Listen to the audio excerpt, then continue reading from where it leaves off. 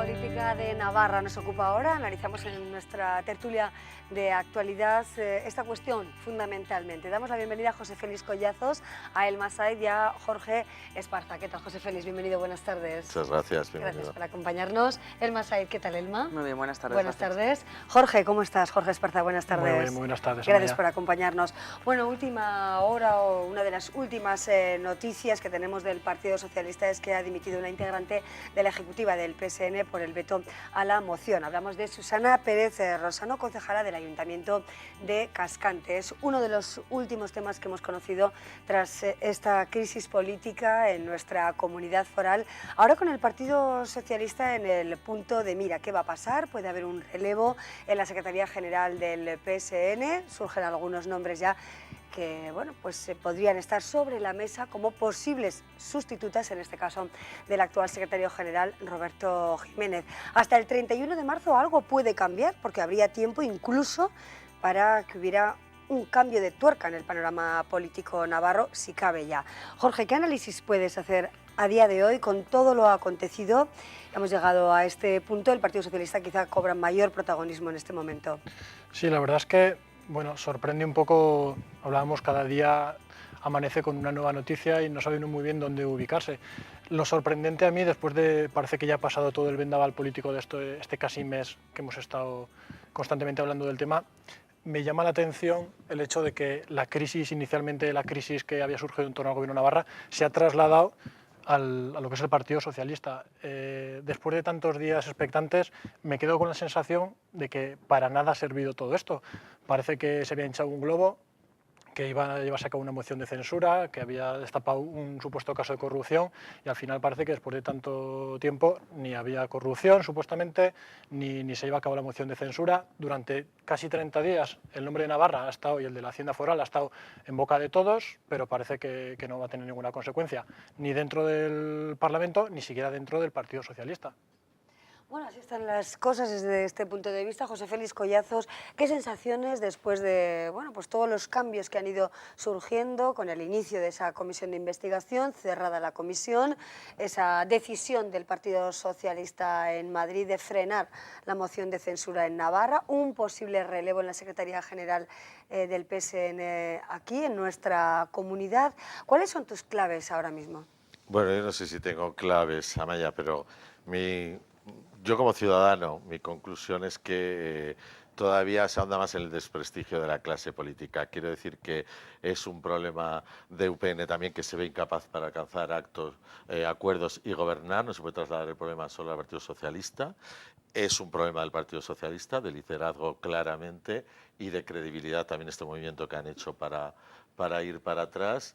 Y la sensación también de que la política de Navarra no se hace en Navarra, sino que se hace en otro lugar, llámese Madrid o donde quiera, y bajo otros intereses que no tienen nada que ver con los ciudadanos y con su deseo. Yo creo que, efectivamente, como ha dicho Jorge, después de este vendaval político, pues después del vendaval, efectivamente, pues quedan los destrozos. Y los destrozos son los mismos que teníamos antes. En el fondo, una comunidad muy difícil de gobernar, con un equilibrio de fuerzas que son incapaces de entenderse, y un gobierno que se sostiene y se agarra terriblemente al poder, sin ya no creo que tenga ninguna razón, porque ya no hay ningún programa que cite ese año para cumplirse, sino simplemente es estar por estar. Yo pediría ya la renovación, y por supuesto la renovación claramente también en el Partido Socialista. Quiero recordar que el fracaso de la otra negociación de 2007 llevó a que Fernando Puras dimitió. Y bueno, no sé, yo no le voy a pedir a nadie que dimita o deje de dimitir, pero que se puede aprender, ¿no?, de los demás, y hacer un ejercicio de altura política. Bueno, pues tomamos quizá ese ejemplo de hace unos cuantos años, o al menos una actitud. ¿Qué similitudes puede tener la situación que vivió, por ejemplo, Fernando Puras, con la que puede vivir actualmente Roberto Jiménez? Se ha pedido, lo decía en Diario de Navarra, precisamente Elena Torres, quien fuera consejera en el gobierno UPN PSN, decía bueno, pues que hay personas críticas que han pedido la renovación o el cambio de Roberto Jiménez desde hace ya mucho tiempo, ¿no?, incluso desde 2012. ¿Qué situación nos queda, ¿no?, ahora mismo, Elma, en Navarra, tanto en el PSN como en el gobierno en general, y a los ciudadanos en general en los próximos meses? Pues mira, yo sinceramente lo que siento estos días es un sentimiento de que ser socialista en Navarra creo que es muy complicado. Es muy complicado y también es muy necesario. Pienso que es un partido, no hacéis más que ponerlo de manifiesto ¿no? Los que habéis hablado antes que yo y tú misma, bueno, pues que el foco, la importancia, hacia dónde mira todo, bueno, pues creo que pone de manifiesto que ser socialista es importante y necesario, pero es muy complicado en esta comunidad. Es una reflexión que, bueno, pues no es la primera vez que lo pienso y bueno, requiere de, precisamente porque probablemente haya muchísimas personas, muchísimas ciudadanos y ciudadanas que coincidan con el ideario, con la manera de ver las cosas, de ver la vida en general. Tampoco me voy a ir analizando cada uno de los principios o de las maneras de ver. Probablemente haya mucha gente, mucha más de la que luego al final acaba votando al Partido Socialista y es muy complicado, con lo cual pues yo creo que eso para empezar ya me da mucho respeto. Y más que, bueno, evidentemente llevamos un mes, como decía Jorge, complicado y movidito, pero es que yo creo que esto habría que remontar al momento en el que la presidenta Barcina comienza esta legislatura. La comienza como si tuviera mayoría absoluta, porque yo me pregunto cómo hubiera gobernado Yolanda Barcina si hubiera tenido mayoría absoluta, porque no me lo puedo ni imaginar, porque una persona que se encuentra en una situación de minoría en la que las palabras como cintura política, saber llegar a acuerdos, saber consensuar, saber ponerse en el lugar del otro, buscar y velar por los ciudadanos y por las ciudadanas en primer lugar, algo que tenía que haber sido su hoja de ruta desde el momento en el que nada más comenzar un pacto de gobierno tan complicado y tan difícil como fue el que inició con el Partido Socialista, lo primero que hace es hacer un acuerdo con el Partido Popular a nivel para las elecciones generales, a nivel estatal o como lo queráis llamar. Quiero decir que vamos a ver dónde comienza todo esto y probablemente de aquellas situaciones pues podamos hacer un análisis mucho más completo, que igual no es el momento ahora de hacerlo, ¿no? Todavía cuando están las cosas calientes. Creo que es muy complicado, pero que hay una responsable que tiene que mirarse al espejo, y yo lo decía aquí hace unas semanas, es que cuando ya no puedes aportar más a la vida política, quizás es el momento de dar un paso hacia atrás, porque indudablemente todo este lío pues tiene un nombre y creo que es importante la reflexión que tenga que hacer nuestra presidenta, que ha permitido o que está viendo cómo Navarra lleva en solfa no solamente un mes, casi desde el comienzo de la legislatura, porque esta no es la primera vez que tenemos estos Ni problemas. siquiera el primer intento de moción de censura. Además que cuando dice Un poco Elma que ella gobierna pues algo como que tiene mayoría absoluta, es que es ella también la que rompe el gobierno. Sorprendentemente los socialistas no se van, sino que de la noche a la mañana ella efectivamente expulsa a los socialistas del gobierno. Eso es un paso que hay que darlo sintiéndose muy segura y sabiendo que va a poder efectivamente hacer labores de gobierno sin ellos. Yo eso también lo veo realmente. La palabra dimisión es una de las palabras, yo creo que se ha repetido más, ¿no?, en las últimas jornadas. Dimisión que piden algunos de la presidenta del gobierno, Yolanda Barcina, dimisión que piden algunos y otros del secretario general del Partido Socialista. Tendría que haber dimitido Roberto Jiménez después de, bueno, pues su clara afirmación de o se va la presidenta Barcina o la echamos. ¿Tendría que haber dimitido? ¿Hubiera sido lo más correcto? ¿O es correcto que por responsabilidad, como él mismo ha indicado, se quede? Bueno, yo no soy quien para decir quién tiene que dimitir ni quién no tiene que dimitir, pero obviamente estoy de acuerdo en la primera parte que decía que hay un nombre claro culpable de todo esto. Me parece que lo que no vamos a llegar al acuerdo es qué nombre es, porque desde mi punto de vista es el secretario general del Partido Socialista Navarra el que, con esas manifestaciones tan tajantes de decir o en 15 días Yolanda Barcina se va o nosotros la echaremos, los socialistas la echaremos, es el que da inicio un poco a toda esta campaña. A mí, escuchando tanto a Elma como a José Félix, es un reproche constante que se le hace a Yolanda Barcina el hecho de que parece que ella no tiene cintura política, que no sabe negociar. Parece que la propia Yolanda Barcina viene de un ayuntamiento donde ha gozado de mayoría absoluta, pero no es así. Hay que recordar que Yolanda Barcina ha sido alcaldesa de Pamplona durante 12 años sin contar nunca con mayoría absoluta. O sea, es una persona capaz de llegar a acuerdos, capaz de llegar a consensos, y así lo acreditan los 12 años que ha estado de alcaldesa en Pamplona, en los que nunca ha tenido mayoría absoluta y ha llegado a acuerdos con otros grupos, entre ellos con el Partido Socialista. Lo de dimitir, pues bueno, a mí el otro día me recordaba un poco la frase de Groucho Marx de estos son mis principios, pero si no te gustan tengo otros. Es decir, gente del Partido Socialista Navarra, como el secretario general, como el señor Lizarbe, como el señor Rascón, han estado defendiendo unas tesis que de la noche a la mañana se han cambiado completamente, y ellos se ven con capacidad de seguir defendiendo una cosa y la contraria.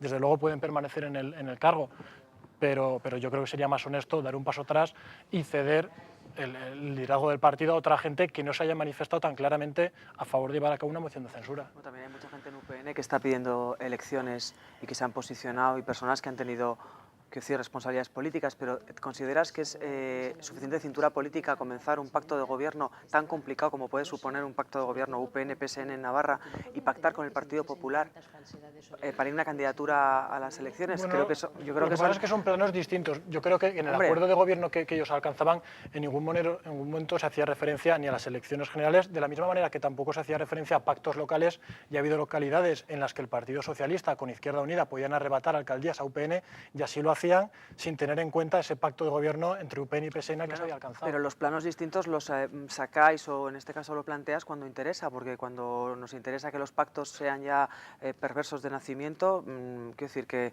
cuando pactamos o cuando se negocia no vale utilizar lo de los planos distintos. Sí, sí, no, sí. Porque pactar unos presupuestos, pactar una ley, la política básicamente consiste en pactar y en llegar a acuerdos, y precisamente eso es una virtud, llegar a acuerdos con los diferentes y encontrar puntos de encuentro, porque si pactar de repente es malo, es necesario. No, yo estoy a favor totalmente del pacto, y es muy lícito pactar incluso con Bildu, pero es el propio Partido Socialista el que ha dado el paso atrás precisamente para no contar con esos votos. Es decir, no son ellos los que dicen ya no hay corrupción, ya no llevamos a cabo la moción de censura, sino que es el propio secretario general del PSOE y la Ejecutiva Federal la que dice no vamos a contar con estos votos. Y cuando la secretaria general de tu partido estaba hablando del pacto con Bildu como algo de línea roja, ¿consideras que era un mensaje perverso? Porque si acabas de decir que es lícito, ella lo estaba lanzando como un mensaje al resto del país, como que quizás era un... Claro, eso es un complicado. A mí sí, porque Jorge ha dicho una cosa que tiene que quedar clara, ha dicho Jorge, incluso pactar con Bildu es lícito. Tiene que quedar claro que pactar con Bildu es lícito, porque Bildu... Yo más bien he dicho pactar es lícito. No, es pero que también Bildu me parece lícito llegar a acuerdos con el resto de Bildu formas. representa a muchísimos ciudadanos, es una fuerza muy importante.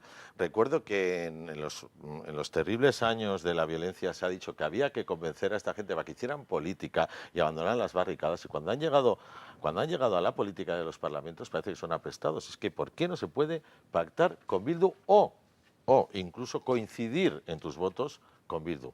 Esto también hay que dejar claro, porque claro, se nos llena a todos la boca de demócratas, y esta gente ha accedido democráticamente y forman y representan una parte muy importante de la sociedad. Aparte de eso, es verdad, Jorge, que yo creo también que yo tampoco le voy a decir a nadie que tenga que dimitir, efectivamente, y creo que sería un ejercicio de generosidad por parte de Roberto, por ejemplo, como secretario general, si él quisiera dejar a otro equipo, otro equipo que lidere este PSN, que no es la primera vez que lo digo, que es tan necesario que sea fuerte en nuestra comunidad, porque es importante, como dice Elma, pero también es un ejercicio de generosidad que una persona que ha ganado un congreso 51-49 y que no metió ni una de las partes, la otra mitad del partido, en la nueva ejecutiva, y que además empieza a ser un problema para los pactos, porque hoy mismo Lizarbe decía: es que con nosotros con Barcino no vamos a pactar, lo cual no significa que no pactemos con UPN. Quiere decir, mientras UPN sea Yolanda Barcina, eso es un impedimento, también se puede hacer un ejercicio de generosidad, ¿no? Yo creo. Es decir, que es más importante ella que llegar a un acuerdo en la comunidad para hacerla gobernable y para tirar para adelante. Eso también sería, ¿no? Bueno, pero tú y yo sabemos, José Félix, que ahora los socialistas dicen con Barcina no, porque Barcina es la número 1 de UPN. Si en vez de Barcina fuera otra persona, ellos dirían que no. En cualquier caso, lo que un partido no puede hacer es elegir al portavoz del otro. Que diga el adversario, yo en ningún momento veo ni al señor Rubalcaba, ni al señor Rajoy, ni siquiera a UPN le he visto, y seguro que hay mucha gente dentro de UPN que es partidario de que con otra persona al frente del Partido Socialista Navarra sería más fácil llegar a acuerdos, pero ni siquiera, no soy capaz de recordar ninguna afirmación pidiendo al Partido Socialista que cambie a su líder, llamándole agente tóxico, inhabilitándolo políticamente, no lo recuerdo. Es decir, cada partido ha de elegir sus líderes, y UPN recientemente ha elegido los suyos y tiene todo el derecho a elegir quién quieren que le represente. Sí, pero no tiene mucha cintura, Jorge, es lo que quiero decir. De todas formas, es verdad, dices que ahora dicen porque es Yolanda Barcina. No, cuando estaba Miguel Sanz, llegaron a la famosa teoría del quesito, llegaron a ciertos acuerdos que a Miguel Sanz no le gustó cuando Yolanda Barcina efectivamente volvió a escorar hacia el PP, después de que durante muchos años iban juntos en esas elecciones. Se rompió aquel pacto para luego volver. O sea, que incluso dentro del partido de UPN ha habido también corrientes que no están muy de acuerdo también con la forma de afrontar los pactos y los acuerdos Yolanda, ¿eh? Bueno, o sea, podría haber un cambio en la Secretaría General. Elma, se habla de Elena Torres, como decíamos, de Amanda Acedo, de María Chivite. Elena Torres fue consejera de Política Social. Amanda Acedo forma forma parte del Partido Socialista desde hace muchísimos años, incluso ha estado en la parte crítica, ¿no?, con Roberto Jiménez. Por otro lado tenemos a la senadora María Chivite. Estos nombres que se barajan, que surgen, que se comenta que podrían ser recambios, valga la palabra, del actual secretario general, ¿cobran fuerza? ¿Hay posible movimiento en ese sentido? Bueno, yo desde luego lo que sí que creo, de verdad, personalmente, es que hay muchas personas muy capacitadas, gente que lleva muchísimos años trabajando, que conoce bien Navarra, que se ha, vamos, partido la cara, cada uno en sus responsabilidades, por sacar adelante proyectos que sean buenos para los ciudadanos, y eso es lo que, bueno, quiero decir que no, ahora mismo es que no me paro a pensar en esa situación. Desde luego me preocupa la situación, la imagen, la clase política, lo difícil que es ahora mismo decir que has estado en política, porque parece que llevas prácticamente que ya una especie de cruz, un estigma en la frente, y desde luego me preocupa la situación de la comunidad que está, bueno, yo creo que en muchos sectores, los que me toca desde luego a mí por mi trabajo, en una situación como de stand-by, de desmotivación, de paralización, y eso hay que menearlo y hay que hacer a la gente que recupere la ilusión y tirar para adelante. ¿Y cómo se ve de alguna manera también desde otros puntos de España la situación de Navarra? Incluso los líderes de los partidos hablan y mucho, ¿no?, de Navarra. Escuchamos a De Cospedal este fin de semana y también a Elena Valenciano. Vamos a recuperar sus palabras en relación con la situación política de Navarra y seguimos. Las gracias a nuestro compañero, el presidente del Partido Popular de Navarra, por acompañarnos hoy, querido Enrique, y hemos estado ahí, el Partido Popular de toda España, para evitar una infamia que se podía haber producido, y de la mano de Bildu haber llegado al gobierno de una comunidad foral hermana como es Navarra, aquellos que siempre están pensando en cómo alcanzar el poder. Qué bien que el Partido Popular ha estado ahí otra vez para evitar una infamia que se podía haber producido. Qué bien, Enrique.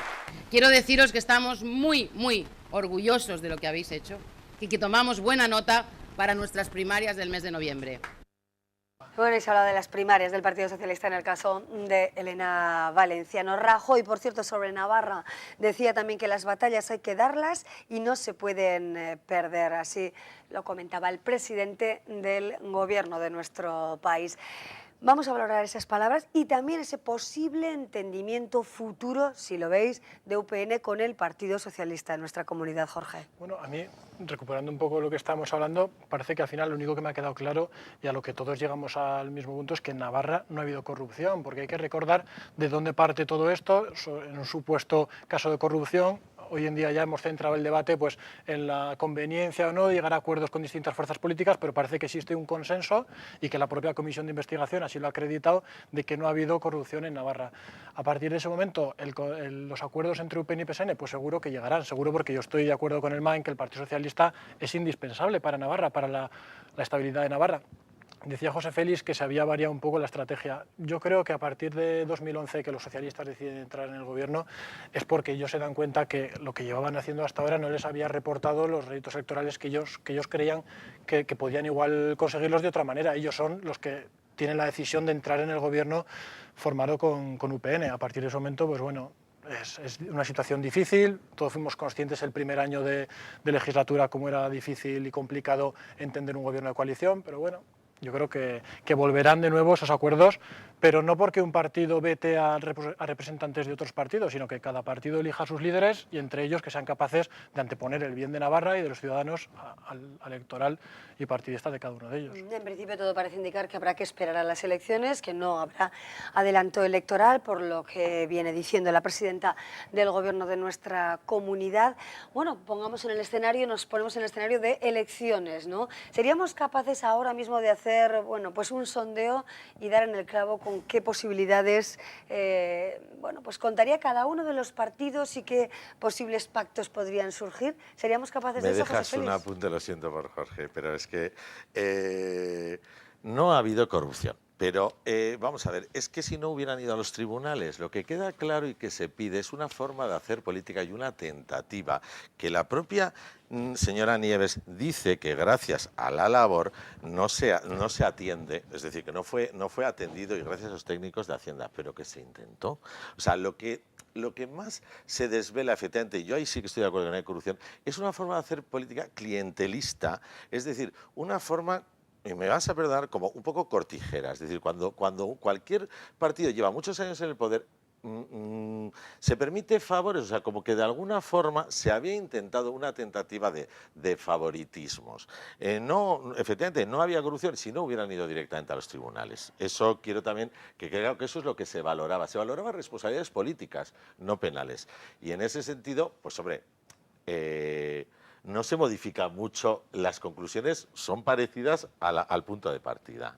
Bueno, ahora habrá que ver este jueves que en pleno se vota, habrá que ver cuál es la postura del Partido Socialista respecto a esas conclusiones, porque recordemos que esas conclusiones comprometían a las formaciones políticas a llevar a cabo mecanismos que articularan la convocatoria de unas elecciones. Habrá que ver este jueves qué es lo que pasa en esa votación, si el Partido Socialista respalda las conclusiones o no las respalda. Bueno, semana importante sin duda también, con ese pleno del Parlamento de Navarra, bueno, pues que entiendo va a suscitar toda la curiosidad de los medios de comunicación y también sin duda de la ciudadanía, y esperemos que, bueno, pues transcurra todo con tranquilidad. Yo creo que a nadie, ¿no?, tampoco nos gusta ver las situaciones también de cierta agresividad que se han vivido en las últimas jornadas con líderes de partidos políticos, incluso, bueno, pues los gritos que también bueno, pues surgieron, ¿no?, de algunos participantes también hartos con la situación política frente a la sede del PSN. Esperemos que sea pues una nueva cita política en clave de tranquilidad. Me gustaría concluir nuestra tertulia con otro tema que nada tiene que ver con la situación política y que tiene que ver con los tribunales. Lo vamos a contar en el siguiente vídeo porque nos ha sorprendido muchísimo esta condena, ¿no? Un padre ha sido condenado por pegar a su hijo porque no hacía los deberes, a un hijo de 8 años. Vean. Los hechos sucedieron en Tudela en 2012. El niño, que entonces tenía 8 años, llevaba día y medio para hacer la tarea de matemáticas.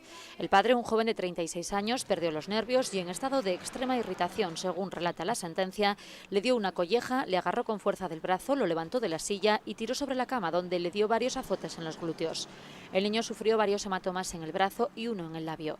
Los hechos fueron denunciados por la madre. El matrimonio se encontraba separado y el padre disfrutaba esos días del régimen de visitas.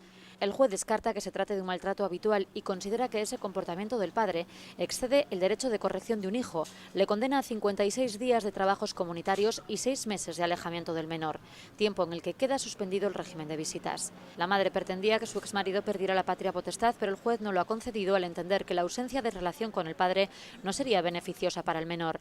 Además, deberá indemnizar a su hijo con 213 euros.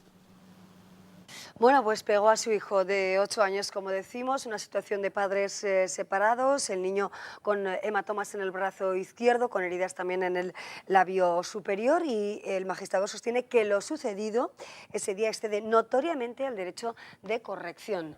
Elma, es una sentencia que llama la atención, sin duda, ¿no? El alejamiento que se exige del niño y esos tantos días, 56 días de trabajos en beneficio de la comunidad. ¿Qué sensación te produce? Mira, estaba pensando conforme veía la noticia, yo creo que es que, no sé, igual me voy un poco del tema, pero me parece que hay una institución que funciona tan bien y que es tan necesaria para este tipo de situaciones. No me ha dado tiempo a escuchar la noticia entera, pero creo que es la mediación familiar. Creo que hay profesionales y hay equipos de psicólogos y incluso hay una mediación del Gobierno de Navarra, no solamente lo que es el propio Colegio de Abogados, que pueden dar, bueno, pues no sé, ¿no?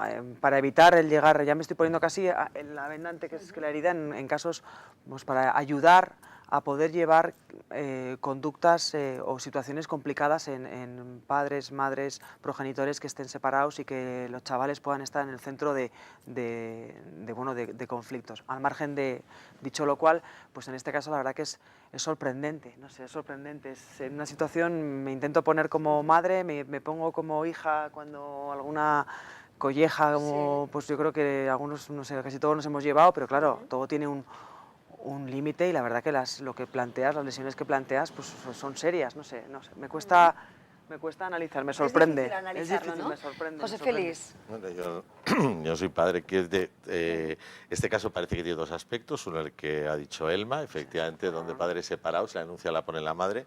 Pero hay que tener en cuenta que lo que el juez está defendiendo son los derechos del menor, y ese menor probablemente tenga miedo ahora al padre, y entonces el alejamiento de 6 meses pueda servir al padre para entender que hay otras formas de trato, aunque pueda ser un uso entre ellos. Lo que sí voy a decir, yo también me he llevado collejas y no he salido con ningún trauma. Sí, tengo muchos traumas, pero no son por esos, pero tengo otros. Pero lo que sí tengo que decir... ¿Quién no le ha dado sí. una ¿Quién no tiene torta traumas? a su Ya, madre o pero padre, ¿no? mirad, entendamos una cosa, la violencia siempre es el fracaso, me da igual, cualquier actitud violenta, cualquier sopapo, cualquier agresión, aunque sea pequeña, siempre es el fracaso de otras formas de educar, de otras formas de dialogar, de otras formas de mediar.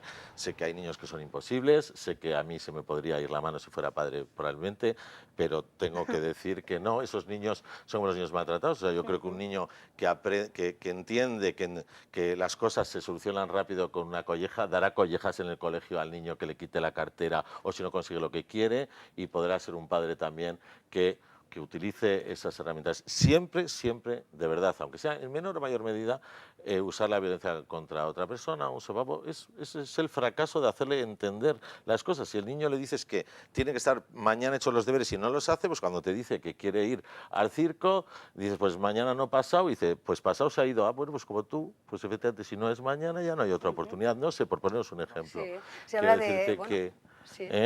No lo sé. Así es, no hay lo sé. formas, ¿no? Hay También formas, de yo creo, trabajar más con los complicadas, son caminos más chavales. tortuosos, Claro. pero al final, a la larga son mucho más válidos y más gratificantes Sí. para la sociedad del mañana. El juez, sin duda, también habla del estado de máxima irritación en el que se encontraba el padre, ¿no? Después de que, bueno, durante día y medio no se hacían las tareas, pues bueno, tomó esa vía, ¿no? Jorge, ¿qué sensación te produce? Porque es difícil, desde luego, analizar con todo el detalle, ¿no?, qué será lo más conveniente o no. Son 56 días de trabajo en beneficio de la comunidad, más de 200 euros que debe abonar el padre. ¿Qué te parece? Yo, que no tengo hijos, únicamente me puedo poner en la perspectiva del hijo, collejas, ¿no? que todavía no he dado collejas. Bueno, yo creo que son situaciones más o menos enmarcadas dentro de una normalidad. Por lo que describe la sentencia, no hay una gran agresión, únicamente fue una colleja, unos azotes, dice. A mí, bueno, pues lo que me preocupa en muchas ocasiones es ver cómo en estas situaciones de conflicto, lo que decía Elma, muchas veces los padres no son capaces de tomar distancia y darse cuenta que no se puede poner al menor en ese entredicho.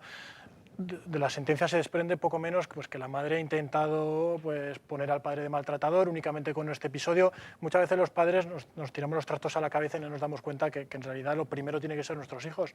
Dices, no sé si esos 6 meses van a servir para aprender el padre, lo que no sé es también al hijo cómo le pasa la factura a todo esto. Es decir, es un hijo que con 8 años ha tenido que ir a declarar, ha tenido que ir a declarar a su hermana de 5 años. Yo creo que se ha sacado mucho de contexto y que puede ser peor el remedio que la enfermedad. El juez, de todas formas, los jueces tienen mucha mesura. El juez, por ejemplo, la madre pide un alejamiento, o sea, que pide la patria potestad y no la concede, porque él ya sabe qué tipo de acto es.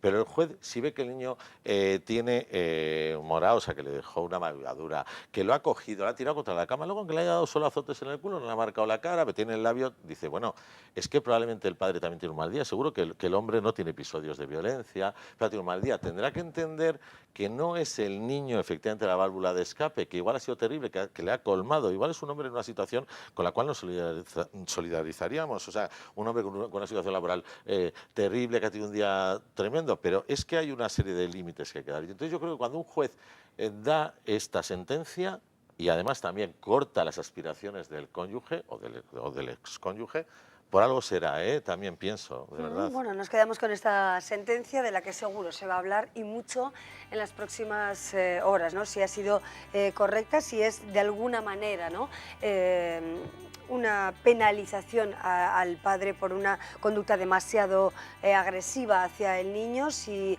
es excesiva quizá la condena a esos 56 días de trabajo en beneficio de la comunidad o no. Iremos viéndolo. Elma Sáez, muchísimas gracias. Es quien con conocimiento de causa puede hablar hasta qué punto, ¿no? No, yo estoy ya pensando que mi hijo espero que haya hecho la tarea porque no a la irritación, ¿verdad? Yo te ves esposada la colleja a veces tengo que reconocer que eso es. Pero bueno, no es un tema de bromas. Gracias a vosotros. No es un tema de bromas, sin duda, para nada, pero bueno. Efectivamente. Y Jorge Esparza, muchísimas gracias. Bueno, le hemos puesto esta sonrisa final, pero obviamente el tema es serio, ¿no?, lógicamente. Pero es cierto que a todos, bueno, pues nos lleva a pensar un poco en si alguna vez nos riñó nuestra madre o padre o nos soltó una pequeña Pero yo prefería torta, que no me la dieran, ¿eh? Pero Eso me lo han dado. Así es, bueno, nos quedamos con esto, con la seriedad que requiere. Gracias a los tres, hasta muy pronto. A ustedes les espero pero después de una breve pausa. Para la publicidad seguiremos hablándoles de otros temas, de problemas de consumidores navarros.